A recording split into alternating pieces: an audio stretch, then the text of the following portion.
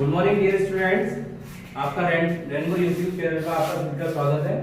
कल बच्चों मैंने आपको पढ़ाया था स्वपरागण और आज अपना जो टॉपिक है वो है परपरागण या क्रॉस पॉलिनेशन। ओके, तो आइए अपन इसके बारे में सीखते हैं। इसके किस तरीके की विधियां हैं, कितने प्रकार हैं इसके, किस तरीके से पादपों में क्रॉस पॉलिनेशन होता है, परपरागण होता है और ये क्या है। तो देखिए, परपरागण को भी हम लोग एक दूसरे नाम से जानते हैं, या इसको ये नाम भी जानते हैं परनिषेचन। परपरागण को हम परनिषेचन के नाम से भी जानते हैं, परनिषेचन। ठीक है बच्चों, अब आप कहें सर परपरागण होता क्या है? तो स्वपरागण का जस्ट विपरीत जो है परागण की प्रक्रिया, उसको परपरागण कहते हैं।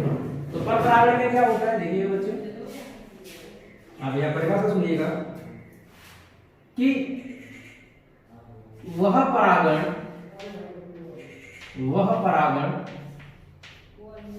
जिसमें किसी नर पुष्प से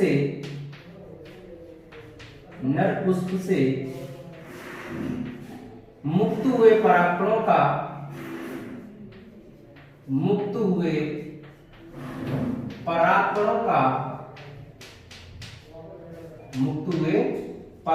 का स्थानांतरण,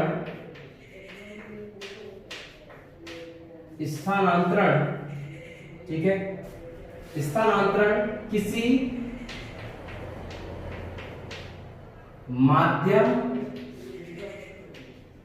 या कारक के द्वारा होता है, के द्वारा मादा पुष्प तक होता है।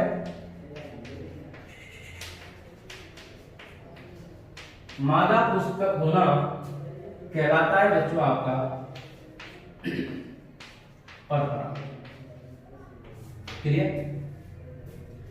परागण की वह विधि जिसमें किसी भी नर पुष्प से निकले हुए जो परागकण है, उन परागकणों का स्थानांतरण जब किसी माध्यम के द्वारा या किसी कारक के द्वारा, माध्यम कारक मतलब वे ऐसे वस्तुएं या ऐसे कारक जिनके माध्यम से किसी नर पुष्प से परागकणों को उठाकर उनके मादा पुष्प तक पहुंचाया जाता है, ऐसे सभी कारकों को या ऐसी सभी वस्तुओं को हम उनके माध्यम या कारक कहते हैं। तो जब किसी माध्यम या कारक की सहायता से नर पुष्प से निकले हुए परागकणों को उनके मादा पुष्प तक पहुंचाया जाता है, तो इस प्रकार का जो परागण है उसको हम कहते हैं परपरागण। जैसे देखिए आप मान के चलिएगा, ये कोई मैंने आपके सामने बना लिया नर पुष्प। आप देखिए, ये मैंने आपके सामने कोई नर पुष्प बना दिया है बच्चे, ये नर पुष्प है और इस नर पुष्प के ये नर पादप का नर पुष्प है, जिसके ये क्या है आप सब लोग जानते हैं, ये सब पुमंग है। पुमंग का एक सदस्य क्या है, पुंकेसर। ठीक है बच्चे, अब बात आती है ये इस पुष्प के जो पुंकेसर हैं, इससे निकले हुए परागकण, इससे निकले हुए ये जो आपके पॉलन ग्रेन है,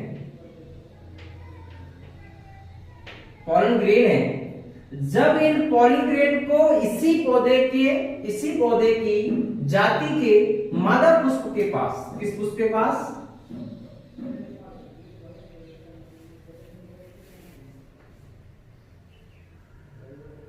मादा पुष्प के पास अर्थात मादा के जायांग के किस भाग पर, वर्तिकाग्र भाग पर। ये कौन सा पुष्प हो गया बच्चे, मादा पुष्प। ये मादा पुष्प है, मान के चलिए मादा पुष्प है, ठीक है। और इस मादा पुष्प के जायांग के वर्तिकाग्र पर इस परागकण को किसी माध्यम के द्वारा, माध्यम क्या हो सकता है बच्चे, यहाँ माध्यम जैसे मान के चलो कोई आपका कीड़ा हो सकता है, जैसे मान के चलो ये आपका कोई क्या हो सकता है, ये कोई कीड़ा हो सकता है आपका। इस कीड़े के माध्यम से, या मान के चलो आपकी एयर हो सकती है, या वाटर हो सकता है, पानी या आपकी हवा हो सकती है, उसके माध्यम से इस परागकण को उठाकर इसके वर्तिकाग्र तक अर्थात उस पौधे के मादा पुष्प के वर्तिकाग्र तक स्थानांतरित जिसको किया जाता है उसको कहते हैं हम पर परागण अर्थात वह परागण जिसमें परागकणों का स्थानांतरण किसी कारक या माध्यम के द्वारा किया जाता है, उस परागकण के प्रकार को कहते हैं हम पर परागण। क्लियर? तो ये है पर परागण। इस पर परागण को प्राय हम सब बच्चे क्या जानते हैं, ये जो पर परागण है इसीलिए इसको पर निषेचन भी कहा जाता है, क्योंकि इसमें जो नर और मादा युग्मक है अर्थात नर युग्मकों को मादा युग्मकों तक ले जाने के लिए किसी दूसरे कारक की आवश्यकता होती है, इसलिए इसको पर निषेचन या क्रॉस फर्टिलाइजेशन के नाम से भी जानते हैं। अब बात आती है सर, ये जो पर परागण है ये किन किन विधियों से द्वारा होता है, या इस पर परागण के लिए ऐसी क्या कंडीशंस होती हैं जिससे पादपों के अंदर पर परागण ही संभव होता है, कोई और चीज संभव नहीं होती है। तो पर परागण के लिए कुछ विशेष प्रकार के पादपों में अनुकूलन हो जाते हैं, अनुकूलन पाए जाते हैं, जिसके कारण पादपों में परागण की क्रिया संपन्न होती है। तो वो मैं आपके सामने डिस्कस कर रहा हूँ, पर परागण हेतु अनुकूलन अर्थात पर परागण के लिए पादपों में अनुकूलन। सुनिएगा, पर परागण के लिए पादपों में अनुकूलन। देखो गौर से सुनिएगा, पर परागण प्राय उन्हीं पादपों में होता है जिनके अंदर मुख्यतः निम्न प्रकार के अनुकूलन पाए जाते हैं। नंबर 1, पर परागण करने के लिए पुष्पों का, मैंने आपको बताया था पर परागण करने के लिए पुष्पों का कैसा होना आवश्यक है, एक लिंगी। कैसा? एक लिंगी पुष्प। जितने भी बच्चे एक लिंगी पुष्प होते हैं, यूनिसेक्सुअल होते हैं, उन सभी यूनिसेक्सुअल प्लांट्स में या उन सभी यूनिसेक्सुअल फ्लावर्स में आपका हमेशा पर परागण होता है। आप कहेंगे सर जैसे एक लिंगी पुष्प में अगर हम बात करें, जैसे आपने पपीता सुना हुआ है, पपीता का पादप आपने देखा होगा, पपाया जो है, कैरी का पपाया, पपीता है आपका, लौकी है, खीरा है, आपका तरबूज है, आपका आपने सुना होगा तरबूज है, अर्थात मैं कह सकता हूं जो कुकुरबिटेसी के मेंबर होते हैं, कुकुरबिटेसी कुल के जो मेंबर होते हैं, कुकुरबिटेसी कुल के जो सदस्य हैं, इस कुकुरबिटेसी कुल के सदस्य प्राय इनके पास पुष्प कैसे होते हैं, एकलिंगी होते हैं। अब एकलिंगी का मतलब क्या होता है कि ऐसा पुष्प जिसमें नर व मादा जन्मांग दोनों में से कोई एक जन्मांग उपस्थित होता है, तो इस प्रकार के पुष्पों को हम एकलिंगी पुष्प कहते हैं। तो आप समझ सकते हैं, जैसे मैंने आपके सामने एक छोटा सा डायग्राम जो बनाई है, ये कौन सा पुष्प हो गया, नर पुष्प हो गया, और ये कौन सा पुष्प हो गया, मादा पुष्प हो गया। तो नर पुष्प और मादा पुष्प अर्थात ऐसा पुष्प जिसमें नर जन्मांग और मादा जन्मांग दोनों अलग अलग होते हैं, ऐसे पुष्पों को एकलिंगी पुष्प कहते हैं। अब आप देखिएगा एकलिंगी पुष्पों में परागण हो गए, क्योंकि नर पुष्प दूसरी जगह है और मादा पुष्प दूसरी जगह है। तो अब आप समझिएगा यहाँ से निकले हुए परागण अपने आप वहां तक पहुंच तो सकते नहीं है, अर्थात कोई ना कोई कारक या एजेंट चाहिए जो इन नर पुष्पों के परागकोशों से निकले परागकणों को पकड़ के या उठा के या लेकर अपने माध्यम में और मादा पुष्प तक पहुंचाए। तो इसलिए वे पुष्प जो प्राय बच्चे एकलिंगी होते हैं बेटा, तो ऐसे पुष्पों के अंदर प्राय आपका क्या पाया जाता है, पर परागण संभव होता है, स्वपरागण संभव नहीं होता है। दूसरी क्या अनुकूलन होता है, दूसरा जो अनुकूलन होता है वो बच्चे होता है कि ऐसे पुष्प जिनके अंदर बच्चे भिन्नकाल पक्वता पाई जाती है। क्या पाई जाती है? भिन्नकाल पक्वता। भिन्नकाल पक्वता मैंने आपको कल ही बताया था, इस भिन्नकाल पक्वता को इंग्लिश में बच्चे कहते हैं डाइकोगेमी। क्या कहते हैं? डाइकोगेमी। आपको तो भिन्नकाल पक्वता का मतलब क्या होता है, मैंने कल ही बताया था कि जब किसी पुष्प के नर और मादा जन्मांग यदि दोनों एक साथ एक ही समय पर परिपक्व नहीं होते हैं, अर्थात एक साथ अपनी जन्म की प्रावस्था को प्राप्त नहीं करते हैं, तो इस प्रकार का जो उनके परिपक्व का जो कंडीशन होती है उसको हम भिन्नकाल पक्वता कहते हैं। अर्थात उनके पुंकेसर और उनके जायाम अर्थात स्त्री केसर के बनने का या परिपक्व होने का समय एक जैसा नहीं होता है। तो ऐसे पादपों में भी प्राय एक पर परागण के माध्यम से ही आपके युग्मकों का स्थानांतरण किया जाता है। तो भिन्नकाल पक्वता बच्चे क्या होती है, भिन्नकाल पक्वता मुख्यतः दो प्रकार की हमने देखी है। एक को कहते हैं हम, कुछ पादपों में पुंग पूर्वता मिलती है, पुंग पूर्वता, पुंग पूर्वता, ठीक है, जिसको हम इंग्लिश में कहते हैं प्रोटेंड्री, प्रोटेंड्री। और कुछ पुष्पों के अंदर भिन्नकाल परिपक्वता के आधार पर दूसरी क्या मिलती है, स्त्री पूर्वता। स्त्री पूर्वता इसको हम कहते हैं इंग्लिश में प्रोटोगाइनी। प्रोटोगाइनी। अब आप देखिएगा इसमें होता क्या होता है बच्चे, कुछ ऐसे पादपों के पुष्प होते हैं जिनमें पुंपूर्वता पाई जाती है। पुंपूर्वता का मतलब होता है जिसमें पुंकेसर बहुत पहले से ही विकसित हो चुके हैं और अभी उनका जायाम विकसित नहीं हुआ है। तो इस प्रकार के जो बच्चे आपके पादप होते हैं, इस प्रकार के जो पादप होते हैं, ऐसे पादपों को पुंपूर्वी पादप या पुंपूर्वी पुष्पी पादप कहते हैं। पुंपूर्वता का मतलब है कि जिनके परागकोश सबसे पहले अर्थात पुंकेसर सबसे पहले विकसित हो जाते हैं और अभी उनका मादा जन्मांग विकसित नहीं हुआ है, जायाम विकसित नहीं हुआ है। तो ऐसे पादपों में आप समझ सकते हैं अल्टीमेटली क्या मिलेगा, परागण के द्वारा इनके युग्मकों का स्थानांतरण संभव हो पाएगा। ठीक है बच्चे। प्रोटोगाइनी में क्या होता है, प्रोटोगाइनी में ये होता है बच्चे कि ऐसा कोई भी पुष्प जिस पुष्प का जायाम बहुत पहले विकसित हो जाता है और नर जन्मांग बहुत बाद में विकसित होते हैं, तो इस प्रकार के पुष्पों को हम स्त्री पूर्वता वाले पुष्प कहते हैं। तो बच्चे वही बात है कि इनके परिपक्व नर और मादा जन्मांग के परिपक्व होने का समय बिल्कुल अलग अलग होता है, जिसके कारण इनमें स्वपरागण एक लिंगी आपके द्विलिंगी पुष्प होने के बावजूद भी उनके अंदर स्वपरागण संभव नहीं होता है, क्योंकि उनके परिपक्व होने का समय बिल्कुल अलग अलग होता है। इस आधार पर इन पादपों के अंदर सिर्फ परागण के द्वारा ही युग्मकों का स्थानांतरण किया जाता है। तीसरा जो बच्चे हैं, तीसरा क्या है, तीसरा जो अनुकूलन है, तीसरा जो आपके परपरागण का अनुकूलन है, वो परपरागण का अनुकूलन क्या है, वो है आपका बंधन युति।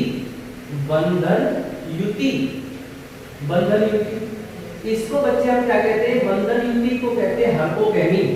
आप कहोगे सर ये क्या चीज हो गई, हर्कोगेमी का मतलब बच्चे ये होता है कुछ इस प्रकार के हमने पादपों के पुष्प देखे हैं जिन पुष्पों के जन्मांग किसी विशेष प्रकार की संरचना के द्वारा कवर रहते हैं, आवृत रहते हैं, अर्थात किसी विशेष प्रकार के अवरोधों के द्वारा वो ढके हुए रहते हैं, जिनके नर जन्मांग और मादा जन्मांगों को आपस में मिलाने के लिए बीच में कोई बैरियर पाया जाता है, अवरोध पाया जाता है, कोई ऐसी संरचना पाई जाती है जो उन नर और मादा युग्मकों को मिलाने से रोकने का कार्य करती है। तो इस प्रकार की जो घटना है उसको हम बंधन युति कहते हैं।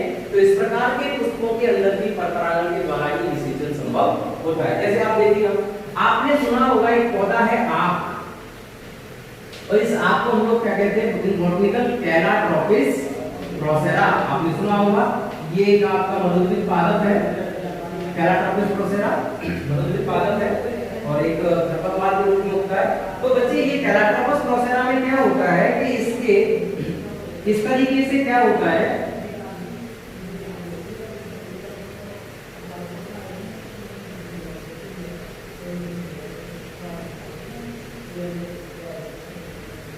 क्या होता है बच्चे, इसके जन्नांगों के ऊपर इस तरीके की मोटी डिस्क पाई जाती है। ये पिंड होता है इनका, पॉलन पिंड होता है बच्चे, पराग पिंड होता है, और इस पराग पिंड के ऊपर यहाँ पर ये जो है आपका मादा जन्मांग के ऊपर ये एक विशेष प्रकार की कवर पाया जाता है, जिसके कारण इनके जो परागकण होते हैं या ये पुंकेसर से निकले हुए जो परागकण होते हैं वो इसके मादा जन्मांग पर पहुंचने के लिए बीच में इनके पराग पिंडों में एक विशेष प्रकार की पट्टीनुमा आवरण पाया जाता है, जिस अवरोध के कारण इनके नर और मादा युग्मकों का आपस में मिलना बड़ा मुश्किल से हो पाता है। तो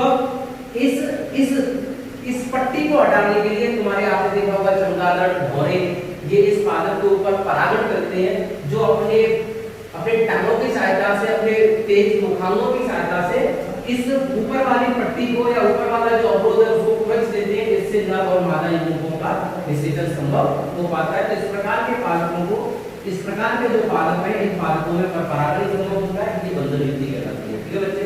तो परपरागण के लिए पुष्पों के अंदर एक लिंगी पुष्प होते हैं, उनके लिए परपरागण होता है, लिंगान पक्वता जिनमें होती है उनके अंदर परपरागण होता है, बंधन युति जिनके अंदर होती है उनके अंदर प्राय परागण पाया जाता है। दूसरी बच्चे बात क्या आती है, दूसरी बात आती है कि ये जो आपका परागण है, इस परागण में और भी कई सारे ऐसे विशेष संरचनाएं होती हैं जिसके कारण उनका परपरागण संभव होता है।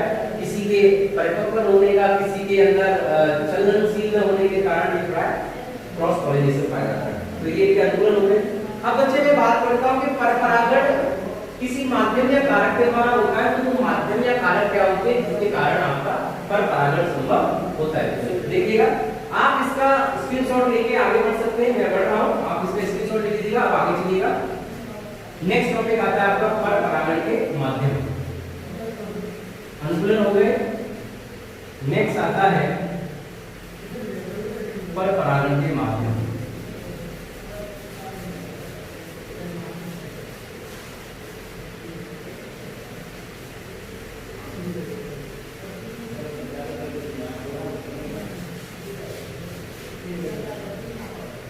देखो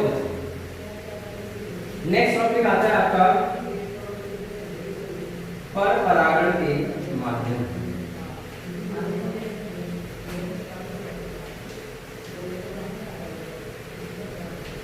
देखिए, पर परागण का है बच्चों मुख्यतः दो माध्यम, अर्थात पर परागण के मुख्यतः दो माध्यम या कारक होते हैं। पर परागण में मुख्यतः दो माध्यम या कारक होते हैं, जिनमें होते हैं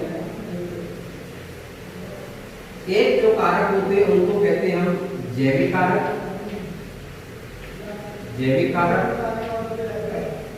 दूसरे जो कारक होते हैं बच्चे वो होते हैं आपके अजैविक कारक। अर्थात पर परागण प्राय दोनों कारकों के माध्यम से होता है, जैविक कारकों के माध्यम से भी होता है और अजैविक कारकों के माध्यम से भी होता है। आप कहेंगे जैविक कारक मतलब जब परागकणों का स्थानांतरण किसी जीव के द्वारा हो, अर्थात किनके द्वारा हो, कीटों के द्वारा हो, ठीक है बच्चे, मधुमक्खियों के द्वारा होता हो। जब मधुमक्खी, कीट, आपके चमगादड़, ठीक है, आपके चमगादड़, आपके कुछ पता चला कुछ लंगूर टाइप के लेमूर, ठीक है, श्रृंगी, श्रृंग, आपके वृक्षवासी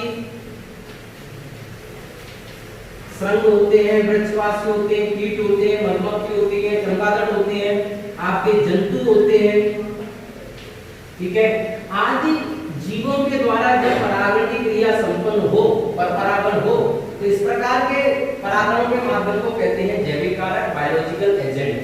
क्लियर? दूसरा अजैविक कारक का मतलब क्या है? अजैविक कारक प्राय जब परागणों का स्थानांतरण अजैविक कारकों के रूप में वायु के द्वारा होता हो, किसके द्वारा होता हो? वायु के द्वारा होता हो, जल के द्वारा होता हो, तो इस प्रकार के जो कारक होते हैं परागण के, इनको कहते हैं वायु और जल और अजैविक कारक। ठीक है बच्चे, अब बात आती है सर ये अजैविक कारक और जैविक कारक क्यों ये होते हैं? अजैविक कारक का मतलब बच्चे ऐसा होता है, आप बड़े गौर से सुनना, कि वे पादप जिनके अंदर अजैविक कारकों के द्वारा परागण होता है, उनके अंदर कुछ पुष्पों में विशेषताएं होती हैं। क्या विशेषताएं होती हैं सुनिएगा। देखो बच्चे, मैं आपको सीधी सी बात बताऊं, यहाँ से आप डिस्कस कर लेंगे, अभी हम आपको बता देंगे कि वायु के द्वारा होने वाला जो परागण है उसको हम कहते हैं वायु परागण, याद रखना, और इंग्लिश में इसको कहते हैं एनीमोफिली। एनीमोफिली, आप इसको याद रखिएगा। और जब जल के द्वारा परागण होता है, अर्थात परागणों का स्थानांतरण जब जल के माध्यम से होता है, तो इस प्रकार के परागण को क्या कहते हैं? जल परागण, और इसको कहते हैं बच्चे हम हाइड्रोफिली। कौन सा चीज कहते हैं? हाइड्रोफिली। ठीक है बच्चे, अब आप कहेंगे सर ये क्यों होता है? तो वे पुष्प जो वायु परागित अर्थात जल के द्वारा परागित होते हैं, उन परागकों के पुष्प कैसे होते हैं? प्राय बच्चे मकरंदहीन होते हैं। समझना आप बड़े गौर से, मकरंदहीन होते हैं, ये एनसीईआरटी में आता है। मकरंदहीन होते हैं, गंधहीन होते हैं। कैसे होते हैं? गंधहीन होते हैं, अनाकर्षक होते हैं उनके पुष्प। पुष्प कैसे होते हैं? अनाकर्षक होते हैं, मतलब ज्यादा अट्रैक्शन नहीं होता है, अनाकर्षक होते हैं। उनके परागकण कैसे होते हैं? परागकण उनके हल्के होते हैं।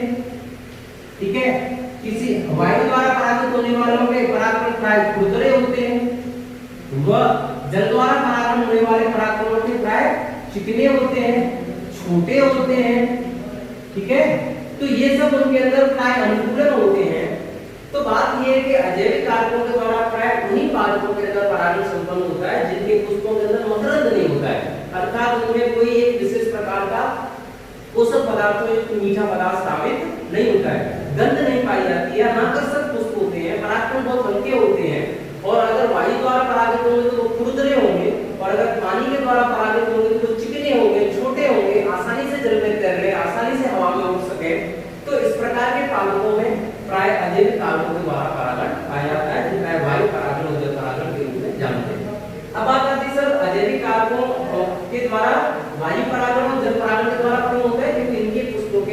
अंदर मकरंद नहीं होता है, गंध नहीं होती है, अनाकर्षक होते हैं, जिसके कारण इनके ऊपर कीट आकर्षित नहीं होते। और कीट जब तक आकर्षित नहीं होते, क्योंकि जब तक कब तक एक पौधा अगर उनको ऊपर कब आएंगे, जब उनको मकरंद मिलेगा, जब उनको कुछ खाने पीने के लिए पारितोषिक मिलेगा, तभी तो पौधे के ऊपर कीट आएगा।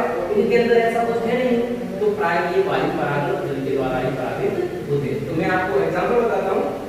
वायु परागण के रूप में प्राय आपके मक्का जो पौधा आपने देखा है, मक्का जो सुना है, मक्के के अंदर कौन सा परागण होता है? वायु परागण होता है। बच्चे आप सब लोगों ने सुना होगा मक्के में वायु परागण होता है। कैसे होता है कि आप मान के चलिएगा, ये कोई मैंने आपके सामने मक्के का पौधा बनाया है, ये आपके सामने मैंने मक्के का पौधा बनाया है बच्चे, मानिएगा ये मक्के का पौधा है, ठीक है, ये आपका मक्के का पौधा है। और इस मक्के के पौधे में इस कक्ष में ये क्या है? ये इसका भुट्टा है, कॉर्न है, मादा पुष्प है। और इस मादा पुष्प इसके लिए क्या निकलती है? वर्तिकाल निकलते हैं इस तरीके से। और ये वर्तिकाल कैसे होते हैं? फैली होते हैं, पक्षमाल होते हैं, इनके अंदर इस तरीके के पक्षमाल होते हैं, ठीक है बच्चे, पिक्षिकाएं पाई जाती हैं। और ये कौन सा पुष्प हो गया? मादा पुष्प हो गया। अब देखिएगा ये मादा पुष्प है और इसी मक्का वेलिंगाश्री होता है, तो इसी मक्के के ऊपर की ओर कौन से पुष्प पाए जाते हैं? आप देख होंगे, नर पुष्प पाए जाते हैं। ये कौन से पुष्प हो गए? नर पुष्प हो गए। तो अब देखिए बच्चे कि इसी मक्का के पुष्प के ऊपर आपने देखा है कि ऊपर की ओर कौन से पुष्प है? नर पुष्प है। तो इन नर पुष्पों से क्या निकलेंगे? आपके परागकण निकलते हैं। और ये परागकण वायु में आ जाते हैं। किसमें आ जाते हैं बच्चे? वायु में आ जाते हैं। और वायु में आने के कारण वायु क्या होती है? वायु किस तरीके का आपका जैविक कारक है जो किसी भी वस्तु से या किसी भी सतह से होकर वो गुजरता रहता है। तो ये वायु में जो परागकण होते हैं, ये परागकण हवा के माध्यम से नीचे की ओर आ जाते हैं झोंकों में। और जैसे झोंकों में आते हैं तो ये मादा पुष्प की जो वर्तिकाल काफी लंबी लंबी होती है, ये क्या है? आपके वर्तिकाएं हैं। और वर्तिकाल के अग्रश्रेय कैसे होते हैं? वर्तिकाल पक्षमादी होते हैं, इनका रोम पाए जाते हैं। ये पक्षमादी होते हैं अर्थात इनका रोम पाए जाते हैं। और पक्षमादी होने के कारण जैसे ही ये परागकण हवा के माध्यम से नीचे की ओर आते हैं और जो हवा इस मादा पुष्प के वर्तिकाओं से होकर गुजरती है, जिसके कारण ये जो परागकण है, ये परागकण इनके वर्तिकाओं में क्या हो जाते हैं?